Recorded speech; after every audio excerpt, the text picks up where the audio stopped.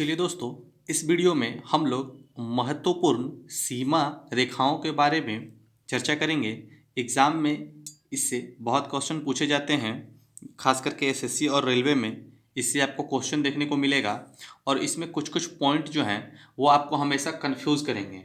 तो उस पॉइंट के कन्फ्यूज़न को हम लोग इस वीडियो में बहुत आसानी से दूर करेंगे।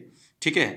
जैसे पहला क्वेश्चन है कि एग्ज़ाम में पूछेगा कि मैकमोहन रेखा जो है किन दो देशों के बीच का है। ठीक है ना। तो दो देशों के बीच का है, तो भारत और चाइना। ठीक है। अच्छा, मैकमोहन किसका है? भारत और चाइना का है। अगला क्या है? रेड क्लिफ रेखा भारत और पाकिस्तान के बीच में है। ठीक है। तो कन्फ्यूज़न होता है कि रेड क्लिफ और मैकमोहन में कौन भारत चीन के साथ है या फिर भारत पाकिस्तान के साथ कौन है, क्योंकि दोनों में भारत है तो किसके साथ चीन है और किसके साथ पाकिस्तान है, आपको एग्जाम में कन्फ्यूज़न हो जाता है कि मैकमोहन रेखा भारत को चाइना के साथ है या फिर रेड क्लिफ के साथ है। तो इन दोनों के कन्फ्यूज़न को मैं आसानी से दूर कर लेता हूँ। जैसे पाकिस्तान, हमेशा भारत और पाकिस्तान के बीच बॉर्डरों में हमेशा झगड़ा होते रहता है। ठीक है ना। तो क्या होता है, हमेशा झगड़ा होने के कारण इसको क्या है कि रेड लाइट में, मतलब रेड है, हमेशा रेड लाइट रहता है क्योंकि कभी भी झगड़ा हो जाता है। तो रेड का सिग्नल कहाँ रहता है? भारत और पाकिस्तान में रहता है। तो इस रेड से आप कंफ्यूजन नहीं होना, इस रेड से आपको ध्यान में आ जाएगा कि ये जहाँ रेड है ना वहाँ पे भारत और पाकिस्तान है, और मैकमोहन जो है वो भारत और चीन है। ठीक है। तो इससे आपका कन्फ्यूजन दूर हो जाएगा हमेशा के लिए। अगला क्या है? डूरंड रेखा। तो डूरंड रेखा सिंपल है, पाकिस्तान और अफगानिस्तान को अफगानिस्तान के बॉर्डर के पास है, तो इसमें आपको कन्फ्यूजन नहीं होगा। अगला क्या है? अगला है हिंडनबर्ग रेखा जो जर्मनी और पोलैंड को जोड़ता है। उसके बाद है ऑर्डर नेसी रेखा जो जर्मनी और पोलैंड को जोड़ता है। ठीक है।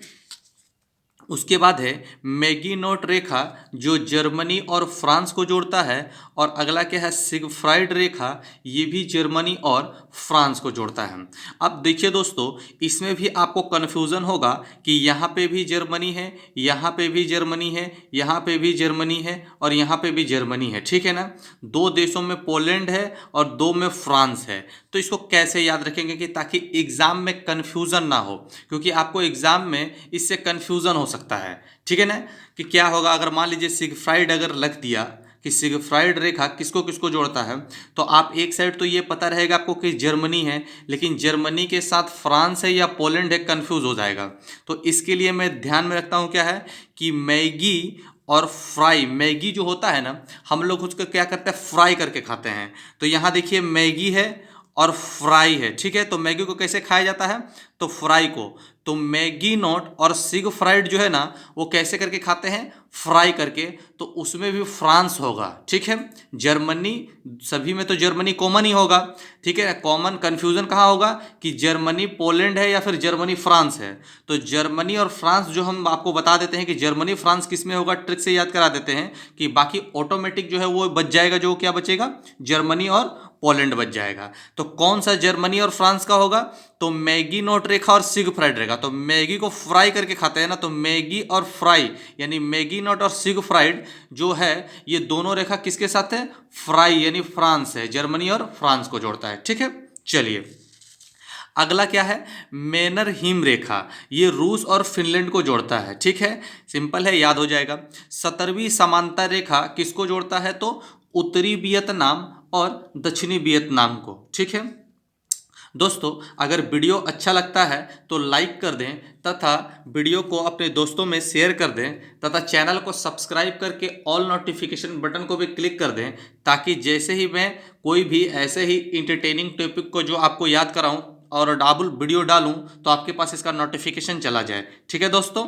चलिए 24वीं अक्षांश रेखा भारत और पाकिस्तान के बीच जोड़ा जाता है। ये सिंपल है, सर्करीक जो है भारत और पाकिस्तान के बीच है, इसमें भी कोई कंफ्यूजन नहीं होता है। 38वीं समांतर रेखा उत्तर कोरिया और दक्षिण कोरिया के पास है। ठीक है ना। और ये दोनों उत्तर कोरिया और दक्षिण कोरिया हमेशा एक दूसरे से क्या होता है? अड़े हुए रहते हैं। क्या रहते हैं? अड़े। तो अड़े से क्या है? 38। ठीक है ना, याद रहेगा 38। लेकिन 49वीं समानांतर रेखा जो है वो क्या है? यूएसए और कनाडा से है। तो कन्फ्यूज़न हो सकता है कि 38वीं और 49वीं में कौन किसका है। तो 38वीं समानांतर रेखा जो है वो क्या है, उत्तर कोरिया और दक्षिण कोरिया को के पास है, और ये दोनों हमेशा एक दूसरे से अड़े रहते हैं ना, तो 38 समानांतर रेखा। ठीक है, चलिए दोस्तों आज के लिए इतना ही, बहुत ही जल्द फिर किसी नेक्स्ट टॉपिक को लेकर के आऊँगा। Thank you for watching.